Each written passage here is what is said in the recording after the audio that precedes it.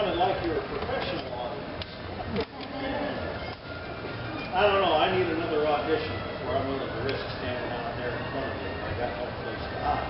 This way I can still duck in back the door here. So, once again, Will Rogers.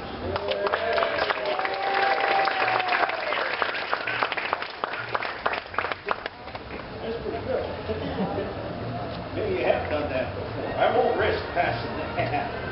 Not this one. I did that for the last audience and got up midway and walked out. They were expecting something else, I guess. You folks, you know, I feel somewhat at odds here. I mean, you made the commitment to go out and get yourselves one of those tickets, and now the kind of money's exchanged hands and everything, and my check's cleared. I'm kind of obligated to stand up here and talk for a bit. Thank you for coming by. I hope you have the same high opinion of me when you leave. Of course, now I came by here today, and when I was leaving the house, my wife Betty, for those of you fellas that are married, gave me the look. You know what the look is? It's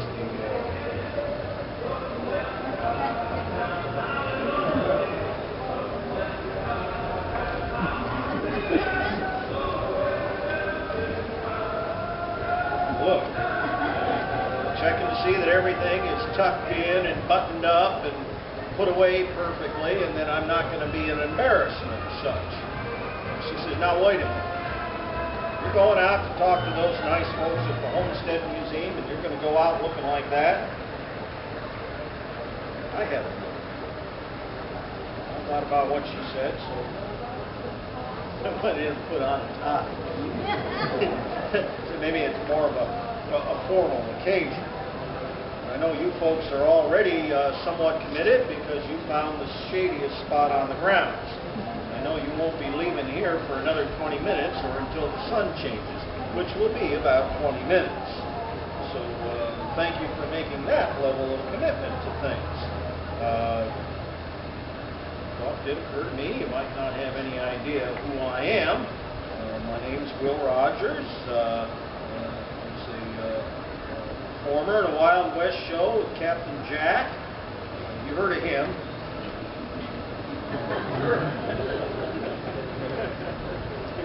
Hooked up with him in South Africa. Then got to South Africa and got on a cattle boat to Australia, and I got to Australia and I figured, what the heck, I might as well continue going on to San Francisco to see if the world's as round as they claim it is. And I got there and I got back home. I was 18. I had been gone about a year and a half, and I was genuinely surprised at how much my father had grown in his wisdom while I was gone. He was much smarter after I had returned after that. I was a bit of a handful. Of course, in those days, growing up in the Oklahoma Territory, still kind of Indian territory. We had a lot of robbers, horse thieves, and bandits and such. And as the state grew and became more respectable, some of those fellows went into politics. Proud traditions. And my father was known as the Wheat King. I'm Rogers. I was known as Uncle Slem's boy, who was always fooling around with the rope and ran off to do the vaudeville thing in New York with Mr. Ziegfeld, and never did quite come back quite often enough. Mr. Ziegfeld asked me once what my heritage was. I said, well, part Indian, part Irish, and part Hebraic. I thought, well, in that case, your family crest would be a tomahawk crossed with a shillelagh over a percent sign. You know, most fellas think, oh, well, now you're getting one of those follies shows. You got all the pretty gals around and everything, and it's true. And most wives would be jealous of that situation with their husband being off around all that. But as I explained to my wife, I said, take one look at it. Think any of those gals. and be interested in me. She said, you know, you're right. To this day, I wish that woman had hesitated a little bit. Just a little bit to give me an illusion. No, my mother was 1/4 Cherokee, and my father was 1/8 Cherokee, which means I have just enough white blood in me to have my honesty questionable. Means when the Mayflower came over, none of my family was on the Mayflower. We met the boat. Of course, yeah, you know it full well. Of course, you know, they had all those pilgrims come off that boat. The pilgrims were bound and determined to get what they wanted. That's why they always had those muskets in their side. You ever notice? Every picture you ever see of a pilgrim, he's kneeling there praying. Right next to him, he's got that musket to make certain he gets what he's praying for. That's self-reliance. So I got involved in all sorts of things. I did much like school. They sent me off to military school. I couldn't stay awake long enough. It turned out that 5th grade McGuffey's was as far as I ever got, so I have no philosophy. I'm Methodist. Some people say that means I don't have any real religion. I take a little bit of umbrage at that. I'm willing to do certain things in a moral, uplifting kind of way as well as anyone else. Of course, I'll never be a politician. Too honest with that. Ruin my prospects there. And I was in a real quandary. Sitting back there, the ladies that organized this, the fellow that organized all this, and they said, well, now, we want you to come over here. Be nice, polite. We don't want you to talk about anything controversial.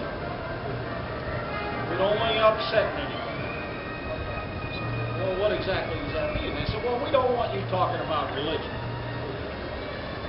We don't want you talking about politics. And we don't want you talking about the economy. I said, well, for heaven's sakes, what's left? There's nothing left.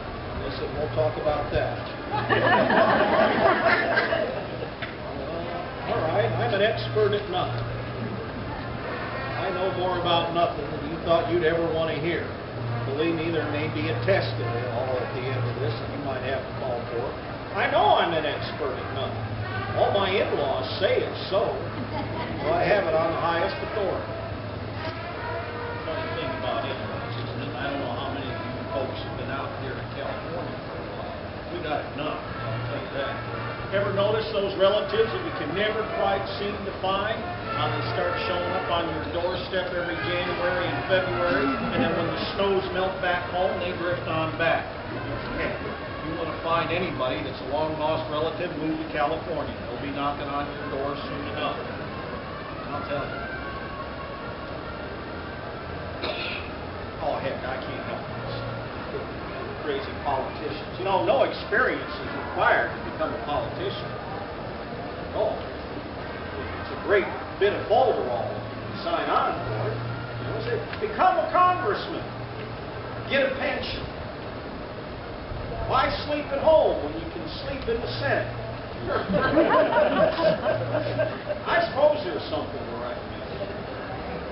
You know, I was initially worried. We got a big election coming up here in another year or so, and anytime you get more than 4 or 5 people together, there's going to be some politician snooping around to tell you how wonderful you are. And, well, I'll tell you, us American voters, we are a bunch of saps, aren't we?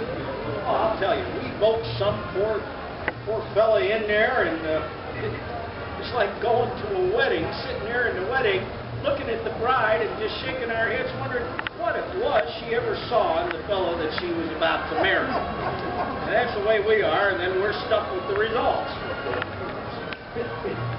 I'll tell you, you can blame the Republicans, you can blame the Democrats. There isn't anybody smart enough to get us in this mess, not on their own. I'll tell you what, the other day Wiley posted flying over Washington. He says, we're running out of fuel. I said, heck, Wiley, you just park the plane right over the Capitol dome. There's enough hot air coming up off that thing to be able to float in place. You ever look at the Capitol building? Founding fathers must have known what they were doing when they built that place. They got the House over here, they got the Senate here, they got a big rotunda in the middle where the two of them flag kind of spin around like a circle, see? They got the House, they got the Senate. That way, if one group passes something that's halfway decent, there's plenty of time for the other group to cancel it out. Nothing gets done. Crazy elections. They get more and more expensive every year. You notice that? And I don't know why we complain about the expense. After all, we got the best politicians and money to buy. Republicans, Democrats. I'll tell you what, it's getting harder and harder to tell them apart sometimes. There's a few ways you can tell. Republicans, they're always out looking for big money. It's because big money is always out looking for the Republicans. Democrats, just looking for anybody that's going to lend them credibility. Is how that works. There's people say, well, now, you carry on about the Republicans and the Democrats, where do you stand on this? What are your political affiliations? Say quite honestly that I am not a member of any organized political party. That is to say, I'm a Democrat.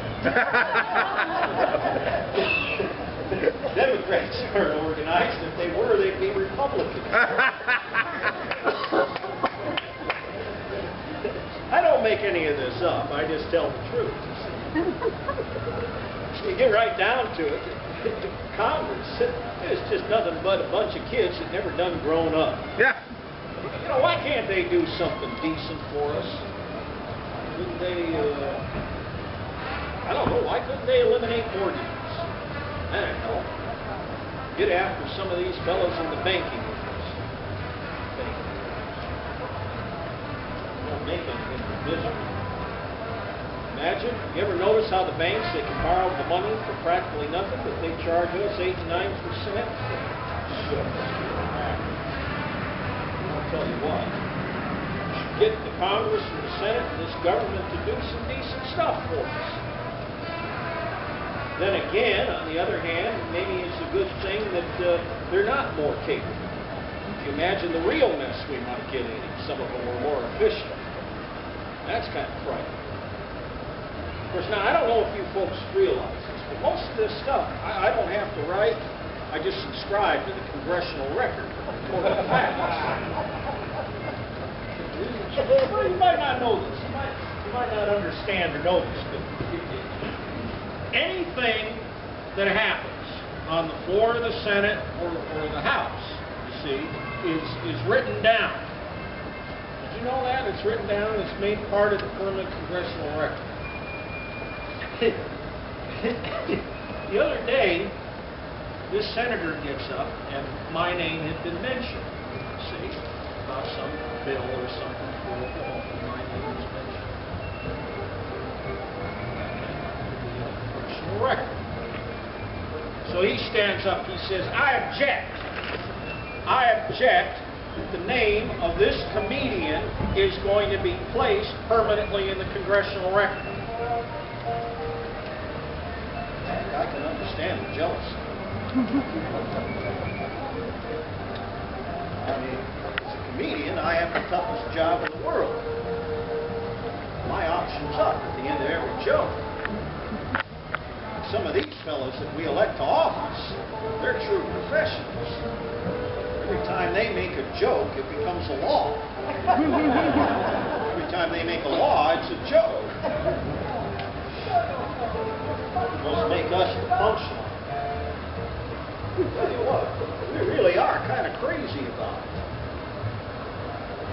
Well, these days they're going to figure out how to tax optimism. Then watch out. then these will end up taxing marriages. Marriages are about the most optimistic enterprise that you could ever hope to get involved in. You got to build it on trust.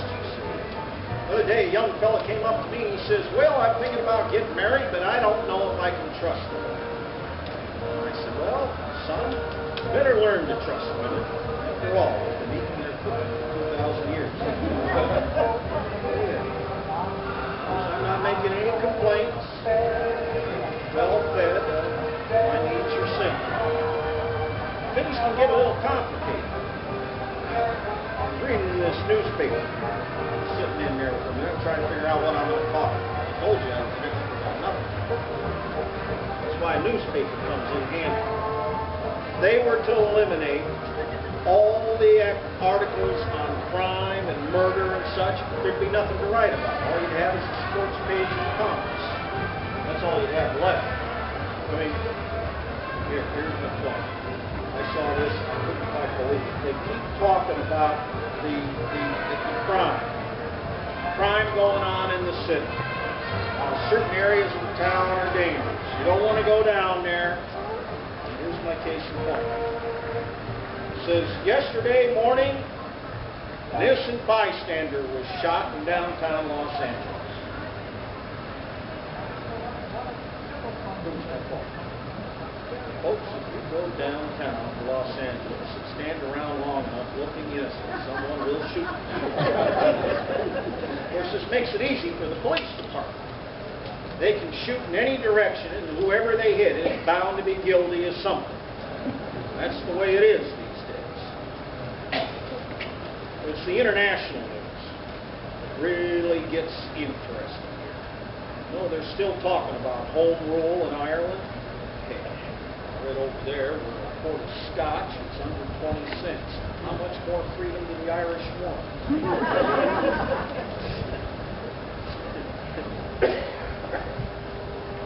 I don't drink scotch.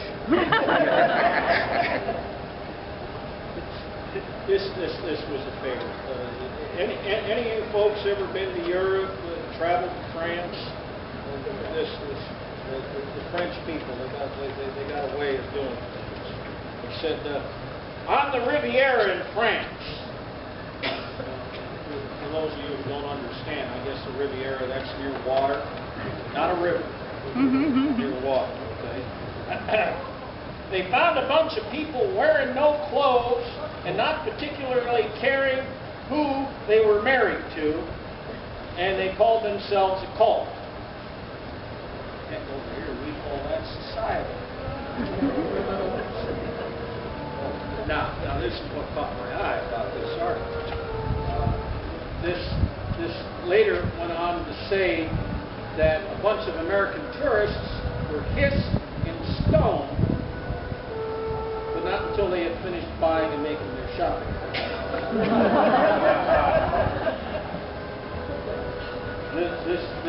This happened in a town, and this is what caught my eye, see. It happened in a town called Nice. But the French, they call it Nice. It's because the French don't have a word for nice. I told you, I don't make any of this up. I just report it.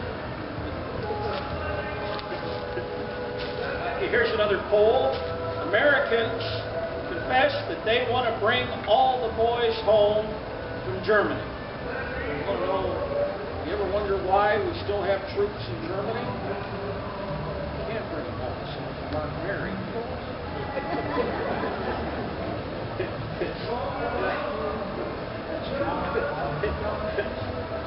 It said here, now, this is something. This is an article on religion here.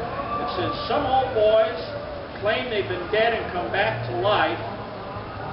Seems to be getting some local interest. One fellow claimed he got in heaven and that it was great, and he is sorry that they revived him. It's not a bunch of trouble to get dead again. Talking about taxes again. Some congressman once to eliminate the income tax. He gives us an example. He says, well, in Russia, they don't have an income tax. That's true. But you see, in Russia, they don't have any income.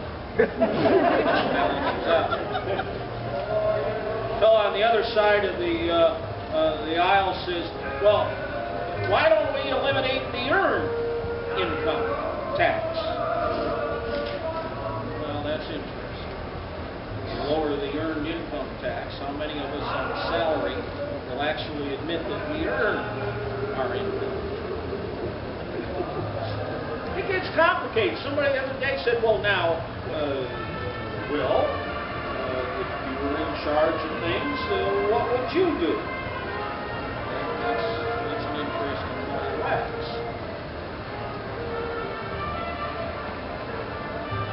Suppose if I were to do anything, I'd try to clear up all this traffic that we're always tied up in here in California. The way I'd do that is I'd eliminate all the cars that aren't paid for yet. Things that open right up.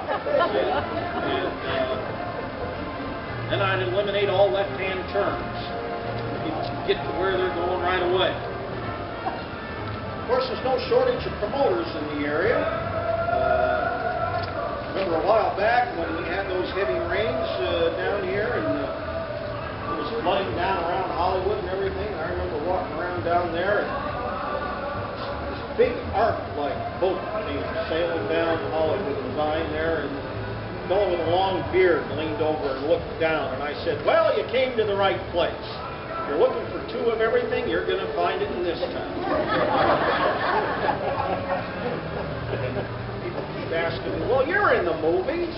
How come they don't make any decent movies?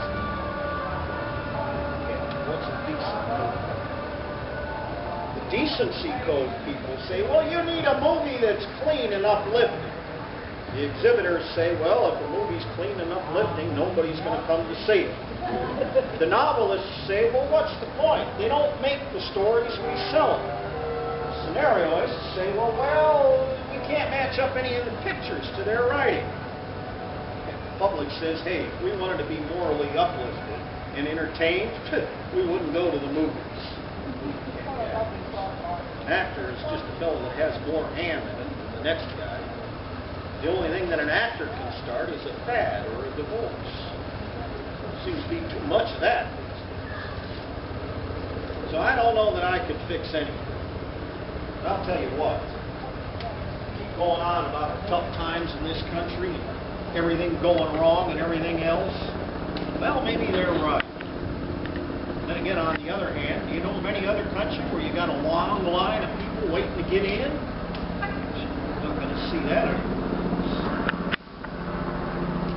We may be the first country in the history of the world to ever drive into the poorhouse in a brand new car. I'll tell you. Boards and bathtubs. They may have moved us and got us clean. We don't get anywhere any quicker or any smarter when we end up with it. It's all just a bunch of bull. But I do know this. The only way to ultimately solve everything is to kind of look at the person on either side of it, not necessarily blame them. The Indians had a saying, don't judge anyone too harshly. It always seems the more educated we get, the more judgmental we get. The Indians said, well, walk around behind the other person. Take a look over their shoulder. See where they've been looking, what they've been looking at, a little bit of their view. Better still, I remember the advice of an old-timer back in Oklahoma. You know what an old-timer is.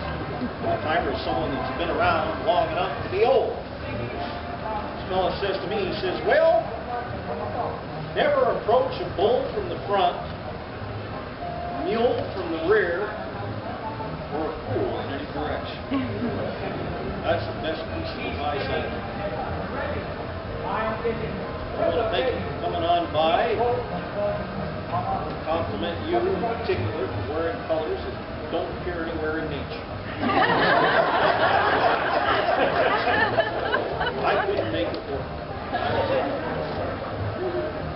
But I want to thank you all for being good sports. Not that I had anything worth saying or worth hearing or listening. And, that's going to be that.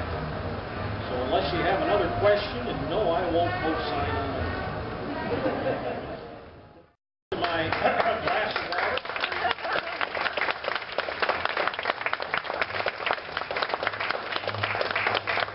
Oh, you ain't quite mean it. You'll scare away the other folks.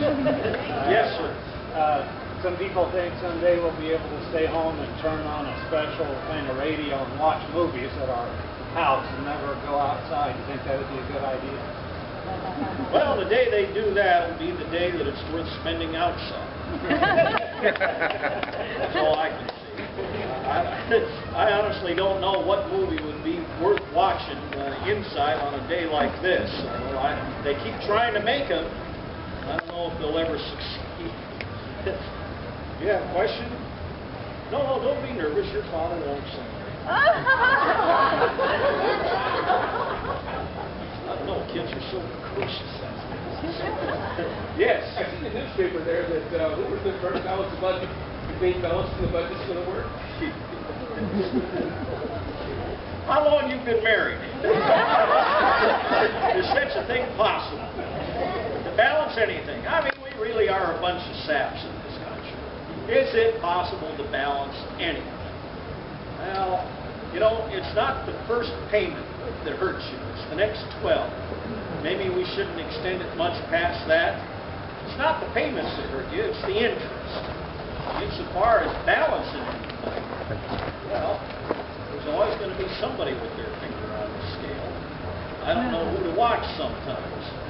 That person or the person on the other side that's trying to balance it all out. Heck, don't get me started on economists. I'd have to get to the 6th grade with that. Yes, sir.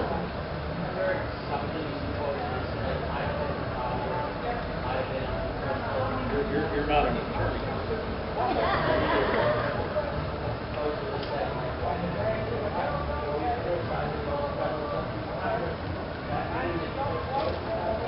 No, it means that most of them I never met.